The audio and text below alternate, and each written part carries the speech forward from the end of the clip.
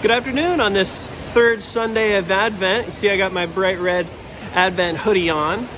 I'm here by the Echaz River in Reutlingen, Germany. It runs right through the middle of town and it's crystal clear, which was very impressive to me when I first arrived. But it wasn't always like that. If you'd come a few hundred years ago, you might have seen a bright yellow or blue river.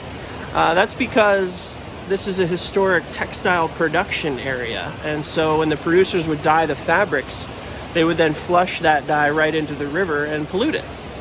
And I thought of the Isaiah 12 passage, which says, "We will drink with joy from the wells of our salvation." Well, you can't drink with joy from a well that's been poisoned and that might kill you, nor can you make bread. You can see this beautiful old water wheel that used the power of the river to turn the mill and make bread. And now it is a restaurant that serves a variety of foods.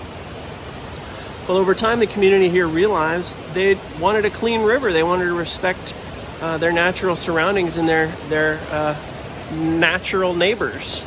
And so they cleaned it up. They changed their production processes or maybe used natural dyes. And now you have this beautiful, clear river where the heron are, ducks. I saw a foot-long fish just now. Another example of that a little more recently is this huge wall you see behind me. That's actually, those were the air raid shelters within that wall for Reutlingen during World War II. So that was almost 80 years ago. They've been filled in now. But that is where people would take shelter when they were being bombed by American or British bombers that devastated Germany during the war.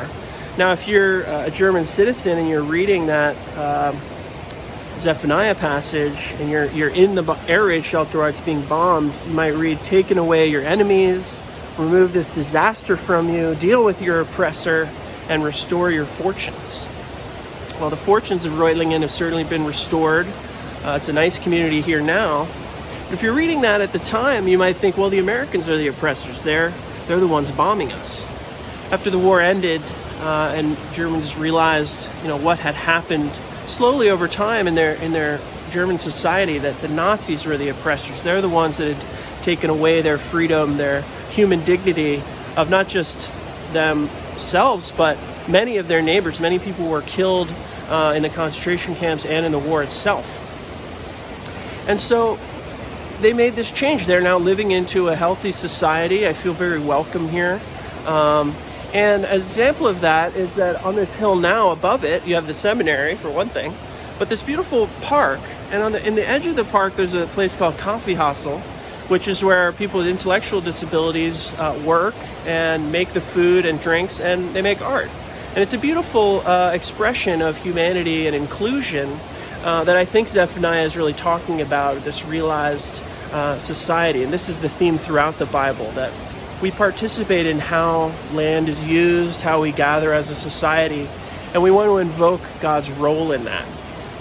So I pray for that, that you can meditate on how is God calling you to do that in your life.